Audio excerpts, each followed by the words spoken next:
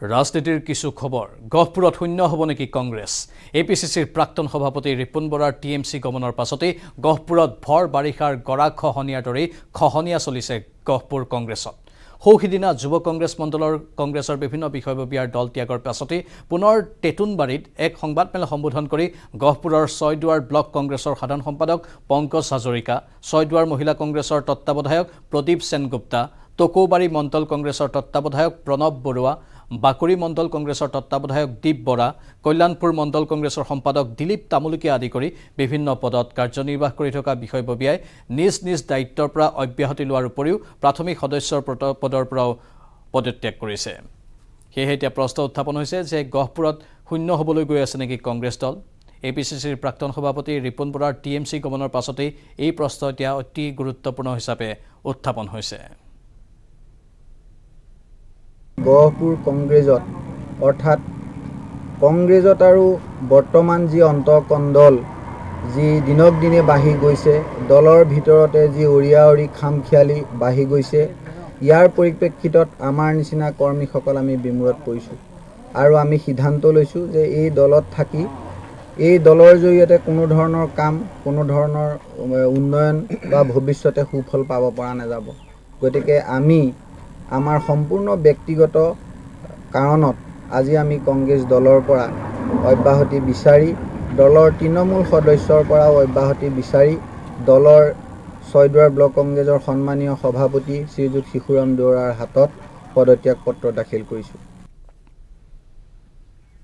ইয়াৰ মাজতে কংগ্ৰেছক তীৰ্যক সমালোচনা সাংসদ পল্লৱ লোচন দাসৰ কংগ্ৰেছৰ দল দুৰাৰোগ্য কৰ্কটত আক্ৰান্ত হোৱা বুলি কটাক্ষ কৰি কংগ্ৰেছে তেজপুৰ কেঞ্চাৰ কেয়াৰত চিকিৎসা লোৱাৰ প্ৰয়োজন আছে বুলি মন্তব্য কৰে সাংসদজনে আৰু কি ক'লে সাংসদজনে আমি আপোনালোকক শুনাব বিচাৰিছোঁ তেওঁলোকেও ইয়াত চিকিৎসা ল'ব লাগিব চাগে নিশ্চিতভাৱে ভাল হয় নে নহয় সেইটো ক'ব নোৱাৰোঁ কিন্তু চাওক কংগ্ৰেছৰ নেতৃত্ব হৈছে ক্ষমতাকেন্দ্ৰিক ৰাজনীতি তেওঁলোকে ক্ষমতাত যোন থাকে তেওঁলোকে তাৰ পক্ষত থাকে তেওঁলোকে কোনো নীতিৰ আধাৰত ৰাজনীতি নকৰে আপুনি ক'ৰবাত দেখিব তেওঁলোকে লেফ্টৰ লগত আছে ক'ৰবাত দেখিব তেওঁলোকে ইটো দলৰ লগত আছে কোনো নীতি নাই যে কোনটো দলৰ লগত আমি সমৰ্থন য'তে ক্ষমতা আছে তাতে কংগ্ৰেছ থাকিব বিচাৰে সেইকাৰণে যেতিয়া কোনোবা এটা দলৰ নীতি নাথাকে কোনোবা এটা দলৰ যেতিয়া আদৰ্শ নাথাকে সেই দল বেছি দিন ছাৰ্ভাইভ কৰিব নোৱাৰে কেৱল মাত্ৰ ক্ষমতাৰ আধাৰত সদায় ৰাজনীতি হ'ব নোৱাৰে হেকাৰৰ কবলত মোবাইল ফোন সন্দৰ্ভত প্ৰতিক্ৰিয়া প্ৰকাশ কৰিছে আৰক্ষী সঞ্চালক প্ৰধান ভাস্কৰ জ্যোতি মহন্তই হেক হোৱা নাই ভাস্কৰ জ্যোতি মহন্তৰ মোবাইল ফোন অব্যাহত আছে ঘটনাৰ তদন্ত অন্য মোবাইল নম্বৰৰ পৰাহে দিছিল মেছেজ ডিজিপিৰ ফটো ব্যৱহাৰ কৰিছে দুষ্ট চক্ৰই ছ'চিয়েল মিডিয়াৰ পৰা সংগ্ৰহ কৰিছিল ফটো ধন দাবী কৰি ভিন্নজনলৈ প্ৰেৰণ কৰিছিল সেই মেছেজ আৰক্ষী সঞ্চালক প্ৰধানৰ ভাষ্য আহিছে হেকাৰৰ কবলত মোবাইল ফোন পৰা সন্দৰ্ভত এই মন্তব্য আহিছে আৰক্ষী সঞ্চালক প্ৰধান ভাস্কৰ জ্যোতি মহন্তৰ তৰফৰ পৰা স্পষ্ট কৰিছে ভাস্কৰ জ্যোতি মহন্তই যে তেওঁৰ মোবাইল ফোনটো হেক হোৱা নাই কিন্তু ঘটনাৰ তদন্ত অৱশ্যে অব্যাহত আছে অন্য মোবাইল নম্বৰৰ পৰাহে মেছেজ দিয়া বুলি উল্লেখ কৰা হৈছে ডিজিপিৰ ফটো ব্যৱহাৰ কৰিছে দুষ্ট চক্ৰই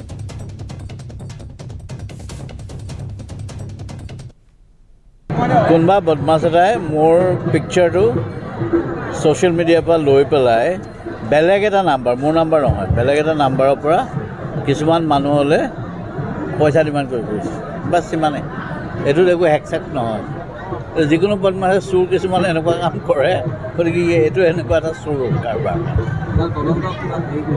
তদন্ত কৰিছোঁ আমি উলিয়াব চেষ্টা কৰি আছোঁ ইতিমধ্যে বন্ধ হৈ গৈছে সেই ভয় খাইছে তাৰমানে যিটোৱে কৰিছে মোৰ পিকচাৰটো লোৱাটো বন্ধ কৰি দিছে এদিনৰ ভিতৰত গতিকে নাম্বাৰো বেলেগ খালি মোৰ পিকচাৰটো ইউজ কৰিছে আৰু কিছুমান মানুহলৈ মেছেজ কৰিছে যে আমুক পে'টিএম দিব লাগে কিবা দিব লাগে এনেকুৱা ধৰণৰ কথা এইবোৰ ফাল্টু কাৰবাৰ বিৰাটকৈ চলি থাকে এইটো একো ডাঙৰ কথা নহয় শিক্ষক অসৎ প্ৰস্তাৱ দি স্বৰূপ ওলাল শিক্ষক আনন্দ স্বৰূপৰ টিউচন কৰাৰ চলেৰে কোনো নথকা অৱস্থাত ঘৰলৈ মাতি কি কথা কৈছিল শিক্ষক আনন্দ স্বৰূপে যাৰ বাবে ৰাইজৰ ৰোষত পৰিবলগীয়া হ'ল চাওক এই প্ৰতিবেদনত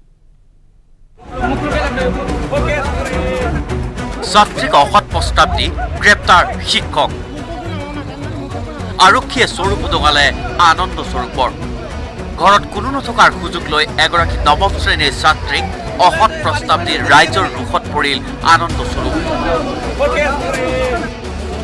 ৰাইজে ধৰি লপাথপা দি আৰক্ষীক গতাই দিলে আনন্দ স্বৰূপক। ভাড়াঘৰ এটা লৈ পেলাই তাত মানে ল'ৰা ছোৱালীবিলাকক ইয়াত টিউশ্যন পঢ়ায়। তো সেই টিউশ্যন পঢ়োৱাৰ সময়তে যোৱাকালি প্ৰায় 4টামান বজাত তাত টিউশ্যন পঢ়িবলৈ অহা ছোৱালী এজনীক মলেষ্টেড কৰিছিলে। ওচৰে পাজৰৰ মানুহবিলাকে গম পোৱাৰ লগে লগে সেই মাষ্টৰজনক তাৰ টিউশ্যন কৰা চেণ্টাৰটোতে আটক কৰি পেলাই এটা হুলস্থুলীয়া পৰিৱেশ এটা হৈছিলে। একৰ্ডিংলি আমি বস্তুটো গম পাই পেলাই তাক ডিটেইন কৰিছোঁ। হাইলাকান্দিৰ কলেজ ৰোডৰ ভাড়াঘৰত থাকি গৃহ শিক্ষকতা কৰে আনন্দ স্বৰূপে। নৱম শ্ৰেণীৰ ছাত্ৰীক অসৎ প্ৰস্তাৱ দিয়াৰ পিছত সেইটো ঘৰৰ পৰা চুচুৰাই আৰক্ষীয়ে থানা পোৱালে গৈ আনন্দ স্বৰূপক। পক্সোৰ লগতে ভাৰতীয় দণ্ডবিধিৰ কেইবাটাও ধাৰত আনন্দৰ বিৰুদ্ধে গোচৰ ৰুজু হোৱাৰ পিছতেই পোহৰলৈ আহিল আন এক চাঞ্চল্যকৰ তথ্য। হাইলাকান্দিত গৃহ শিক্ষকতা কৰা আনন্দ স্বৰূপ প্ৰকৃততে ৰাতাবাৰীৰ কালিবাৰী উচ্চ মাধ্যমিক বিদ্যালয়ৰ বিজ্ঞান শিক্ষক। হয়তো আৰক্ষীৰ তদন্তত পোহৰলৈ আহিব ৰাতাবাৰীৰ চৰকাৰী শিক্ষক আনন্দই হাইলাকান্দিত গৃহ শিক্ষকতা কৰাৰ আচল কাৰণ। হাইলাকান্দিৰ পৰা ৰাহুল চক্ৰৱৰ্তীৰ report, news 18 Assam north east. ডিব্ৰুগড়ৰ টিংখাঙৰ 2 নম্বৰ ৰঙা বননিত বৃহস্পতিবাৰে সংঘটিত হয় এক অঘটন। পুখুৰীত পৰি একে ঘৰৰে 3জনৰ কৰুণ মৃত্যুৱে অঞ্চলটোত শোকৰ ছাঁ পেলাইছে। পুখুৰীত গা ধুবলৈ গৈ সলিল সমাধি ঘটাৰ তথ্য প্ৰকাশ কৰিছে স্থানীয় লোকে। স্থানীয় ৰাইজ আৰু SDRFে কেইবা ঘণ্টা ধৰি চলোৱা উদ্ধাৰ অভিযানৰ অন্তত লোককেইজনৰ মৃতদেহ উদ্ধাৰ কৰিবলৈ সক্ষম হয়। মৃত লোককেইজনৰ নাম টিংখাঙৰ ৰাজগড়ৰ সমীপৰ 2 নম্বৰ ৰঙাবননি গাঁৱৰ পুলিন হেমৰম, টুকু হেমৰম। কি কাৰণত লোককেইজনৰ সলিল সমাধি ঘটিল সেই বিষয়ে এতিয়াও জানিব পৰা হোৱা নাই। কিয় তেওঁলোক পুখুৰীত জাপ দিছিল তাক লৈ এতিয়া প্ৰশ্ন উত্থাপন হৈছে। সন্দেহ কৰা হৈছে গা ধুবলৈ দ পানীত পৰাৰ ফলতেই মৃত্যু ঘটে এই লোককেইজনৰ।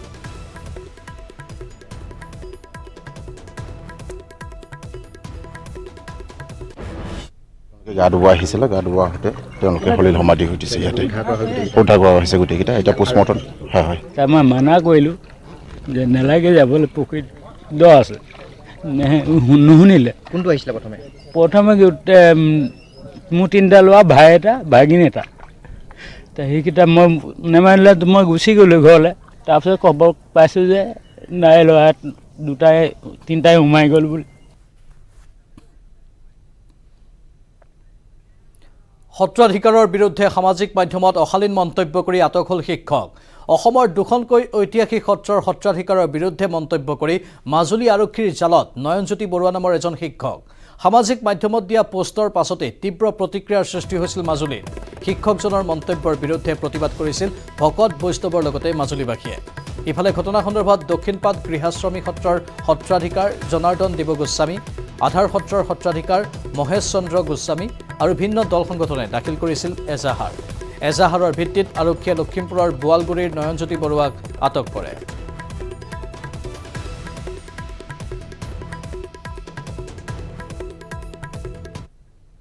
আচলতে 2জন ধৰ্মগুৰুৰ বিষয়ে কিয় বেয়াকৈ লাগিল? আপুনি নিশ্চয়কৈ এজন শিক্ষাগুৰু। নাই, একো নকওঁ মই, এইটো মুহূৰ্তত একো নকওঁ। আজি ক্ষমা বিচাৰিছিলে নেকি? ক্ষমা মই তেতিয়াই বিচাৰিছোঁ। পুনৰ স্বাগতম। দক্ষিণ পূব দিল্লীৰ শ্বাহিনবাগত 100 কোটি টকাৰ ড্ৰাগছ জব্দ হৈছে। আৰক্ষীৰ অভিযানত উদ্ধাৰ হৈছে 50 কিলোগ্ৰাম হেৰইন। জলপথেৰে অহা এই ড্ৰাগছসমূহ পৰৱৰ্তী সময়ত দেশৰ ভিন্ন প্ৰান্তলৈ প্ৰেৰণ কৰাৰ লগতে সৰবৰাহকাৰীৰ হাততো তুলি দিয়া হয়। আফগানিস্তানৰ পৰা পাকিস্তান হৈ ভাৰতলৈ অনা হৈছিল এই হেৰইনখিনি। ইফালে ড্ৰাগছৰ লগতে আৰক্ষীয়ে নগদ 30 লাখ টকাও জব্দ কৰিছে। দেশৰ ৰাজধানীৰ খবৰ, দক্ষিণ পূব দিল্লীৰ শ্বাহিনবাগত 100 কোটি টকাৰ ড্ৰাগছ জব্দ হৈছে। আৰক্ষীৰ অভিযানত উদ্ধাৰ হৈছে 50 কিলোগ্ৰাম হেৰইন। জলপথেৰে অহা এই ড্ৰাগছসমূহ পৰৱৰ্তী সময়ত দেশৰ ভিন্ন প্ৰান্তলৈ প্ৰেৰণ কৰাৰ লগতে সৰবৰাহকাৰীৰ হাততো তুলি দিয়া হয়। আফগানিস্তানৰ পৰা পাকিস্তান হৈ ভাৰতলৈ অনা হৈছিল এই হেৰইনখিনি। ইফালে ড্ৰাগছৰ লগতে আৰক্ষীয়ে নগদ 30 লাখ টকাও জব্দ কৰিবলৈ সক্ষম হৈছে।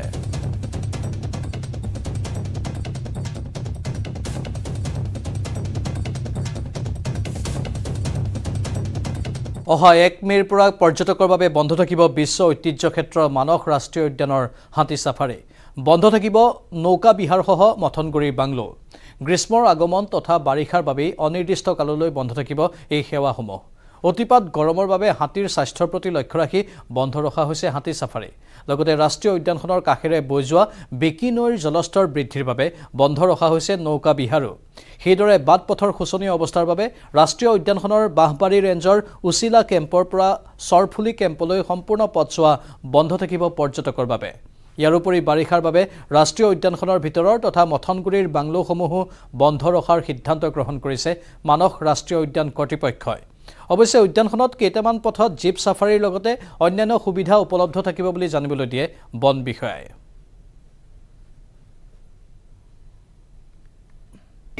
1 তাৰিখৰ পৰা বন্ধ বুলি ক'ব নোৱাৰে আপুনি। আমাৰ টুৰিষ্টৰ কাৰণে এক্টিভিটি খোলা থাকিব।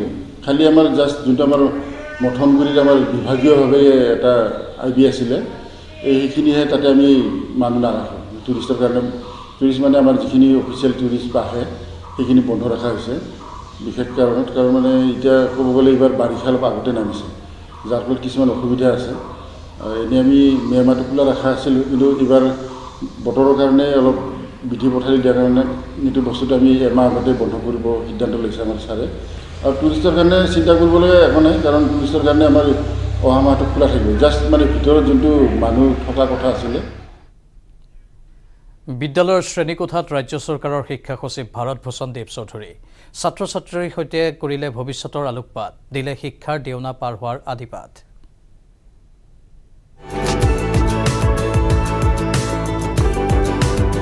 মহানগৰীৰ শ্ৰেণীকোঠাত পাঠদানত ব্যস্ত এগৰাকী IAS। শিক্ষা সচিবৰ নতুন দায়িত্ব লৈ শিক্ষাৰ্থীক পাঠ বিষয়াগৰাকীৰ।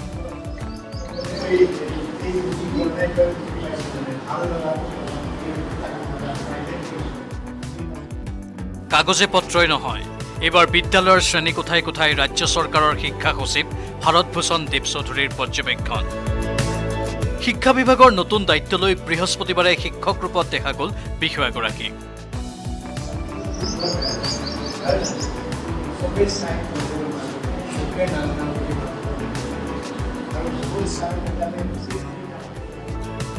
দিছপুৰ চৰকাৰী উচ্চতৰ মাধ্যমিক বিদ্যালয়ত 10ম শ্ৰেণীৰ শিক্ষাৰ্থীক পাঠদান কৰিলে শিক্ষা সচিবগৰাকীয়ে। কেনেকৈ পঢ়িব লাগে, কেনেকৈ বুজিব লাগে আৰু নুবুজিলে কি কৰিব লাগে। তেওঁলোকক শিকাইছোঁ কোনো বিষয়ভিত্তিক নহয়, কিন্তু এটা বিষয় কেনেকৈ পঢ়িব লাগে আৰু পঢ়ি পেলাই কেনেকৈ বুজিব লাগে আৰু নুবুজিলে কি কৰিব লাগিব আৰু পৰীক্ষাত কেনেকৈ অৱতীৰ্ণ হ'বলৈ নিজকে প্ৰস্তুত কৰিব লাগিব, তাৰে এটা তেওঁলোকক বিজ্ঞানসন্মত পৰিকল্পনাৰ আভাস দিছোঁ। সেইটো আপোনালোকে ছাত্ৰ ছাত্ৰীৰ লগত কথা পাতিলে গম পাব যে ছাৰে কি শিকাইছে। ব্যক্তিগত বিদ্যালয়ৰ তুলনাত কিয় পিছপৰা চৰকাৰী বিদ্যালয়? কিয় ব্যক্তিগত খণ্ডৰ তুলনাত নিম্নগামী চৰকাৰী বিদ্যালয়ৰ ফলাফল? চৰকাৰী বিদ্যালয়ত নামভৰ্তিৰ বাবে ইচ্ছুক নহয় শিক্ষাৰ্থী অভিভাৱক। বিদ্যালয়ত উপস্থিত হৈ তন্ন তন্ন পৰ্যবেক্ষণ শিক্ষা সচিবৰ। যেতিয়া ধাউতি কেতিয়া বাঢ়িব, যেতিয়া ইয়াত পঢ়ি ভাল লাগিব আৰু ইয়াত ভাল শিক্ষা পায় বুলি অভিভাৱকৰ এটা তেওঁলোকে উপলব্ধি কৰিব আৰু ছাত্ৰ ছাত্ৰীও ভাবিব যে ইয়াত আহি আচলতে আমি ভাল কৰিছোঁ, প্ৰাইভেট স্কুলতকৈ আমাৰ ইয়াত বেছি ভালকৈ হৈছে, তেতিয়া কিছুমান আন্তঃগাঁথনিৰ অসুবিধা স্বত্তেও তেওঁলোকে আহিব। যেনেকৈ কাৰণ যি ৰিজাল্ট হ'ব আৰু পৰিৱেশ হ'ব, সিয়ে আচলতে আকৌ পুনৰ সেই গৰিমামণ্ডিত দিনবোৰ চৰকাৰী বিদ্যালয়ৰ সেইবোৰ ঘূৰাই আনিব বুলি মোৰ বিশ্বাস আছে। এই ক্ষেত্ৰত শিক্ষাৰ্থীৰ ভৱিষ্যত গঢ়া শিক্ষকসকলক সময়ে সময়ে প্ৰশিক্ষণ প্ৰদানৰ পৰামৰ্শ শিক্ষা সচিবগৰাকীৰ, যাতে প্ৰকৃত শিক্ষণশৈলীৰ জৰিয়তে উপকৃত হয় শিক্ষাৰ্থী। শিক্ষকসকলৰো যথেষ্ট প্ৰশিক্ষণৰ প্ৰয়োজন হ'ব। নতুন নতুন শৈক্ষিক শৈলীবোৰ তেওঁলোকে আয়ত্ব কৰিব লাগিব আৰু শিক্ষকসকল অকল শিক্ষানুষ্ঠানৰে শিক্ষক নহয়, তেওঁলোক এগৰাকী সমাজৰ শিক্ষক। অন্য চাকৰিতকৈ শিক্ষকৰ চাকৰিটো বহুত সুকীয়া। তেওঁলোকৰ এটা আজি যিটো কাম কৰিব তাৰ এটা বহুত মানে ভৱিষ্যতত এটা তাৰ প্ৰভাৱ পৰিব। গতিকে তেওঁলোকে কি ধৰণে শিকায়, ছাত্ৰ ছাত্ৰীয়ে কি ধৰণে শিকিছে, এটা প্ৰজন্মৰ ওপৰতেই প্ৰভাৱ পৰিব। মই ভাবোঁ ছাত্ৰ ছাত্ৰীৰ নিচিনা শিক্ষক শিক্ষয়িত্ৰীসকলৰো যথেষ্ট প্ৰশিক্ষণৰ প্ৰয়োজন আছে। উল্লেখযোগ্য যে প্ৰতি মাহৰ 2য় আৰু 4ৰ্থ শনিবাৰত বন্ধ থাকে চৰকাৰী কাৰ্যালয়।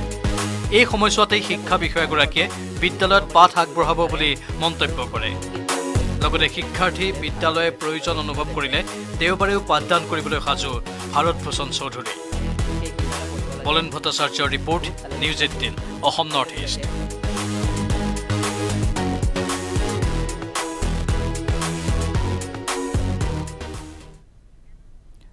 ধেমালি কৰি থাকোঁতেই হেৰুৱালে প্ৰাণ বন্ধুৰ প্ৰহাৰত প্ৰাণ গ'ল বন্ধুৰ ছয়গাঁও ঔদ্যোগিক বিকাশ কেন্দ্ৰত চাঞ্চল্যকৰ ঘটনা সংঘটিত হয় নিহত যুৱকজন ৰত্নেশ্বৰ দাস অভিযুক্ত হত্যাকাৰী চন্দ্ৰপুৰৰ মোহন দাস লোৰ পাইপেৰে মূৰত আঘাত কৰাত শ্ৰমিকজনৰ মৃত্যু হয় বাহনত সামগ্ৰী উঠানমা কৰোৱাত নিয়োজিত আছিল দুয়োজন ঘটনাস্থলীত উপস্থিত হৈ বকু আৰক্ষীয়ে পাছত মৃতদেহটো উদ্ধাৰ কৰে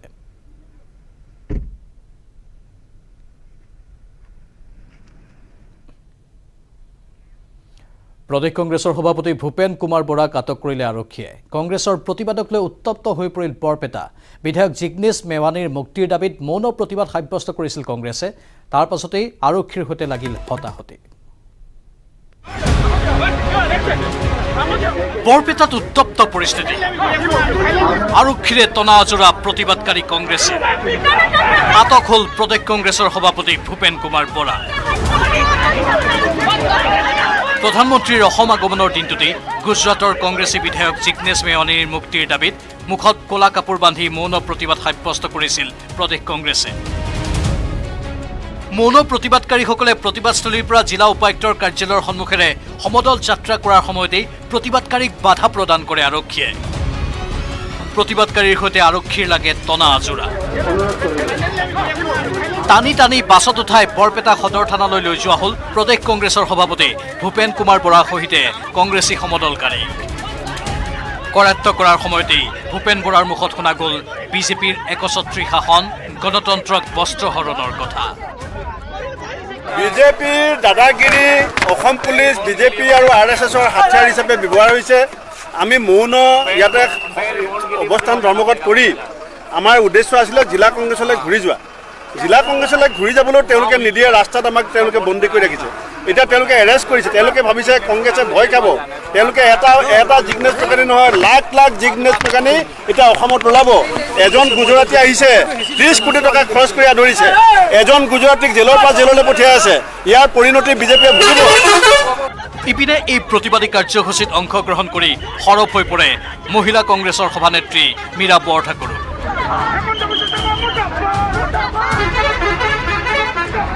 নৰেন্দ্ৰ মোদী ডাঙৰীয়াই সমালোচনা সহ্য কৰিব নোৱাৰে ইকুৱেলি হিমন্ত বিশ্ব শৰ্মা ডাঙৰীয়াইও অসমৰ পৰা পুলিচ পঠাই পেলাই তেওঁ সন্তুষ্ট কৰিব বিচাৰিছে কাৰণ উন্নয়ন স্থবিৰ যুৱ প্ৰজন্মক সংস্থাপন দিব পৰা নাই এইটো ভয় ভীতি জিগ্নেশ মেৱানীক এৰেষ্ট কৰি পেলাই এইটো দেখুৱাইছে যে ভূপেন বৰাও সাৱধান হোৱা মীৰা বৰঠাকুৰো সাৱধান হোৱা বাকী সকলো সাৱধান হোৱাটো আমাৰ যাতে দুৰ্নীতি আৰু উন্নয়ন নোহোৱা কথাবিলাক যাতে ক'ব নোৱাৰা জিগ্নেশ মেৱানীক যেনেকৈ আমি ওপৰৰ ইটোৰ পিছত সিটোৰ গোচৰ জাপি জাপি ৰাখি থৈছে মুঠতে প্ৰধানমন্ত্ৰীৰ অসম আগমনৰ দিনটোতেই বৰপেটাত প্ৰতিবাদেৰে উত্তাল পৰিৱেশৰ সৃষ্টি কৰে কংগ্ৰেছীসকলে ধনজিৎ দাস আৰু নিৰঞ্জন দাসৰ সহযোগত bureau' report news 18 Assam north east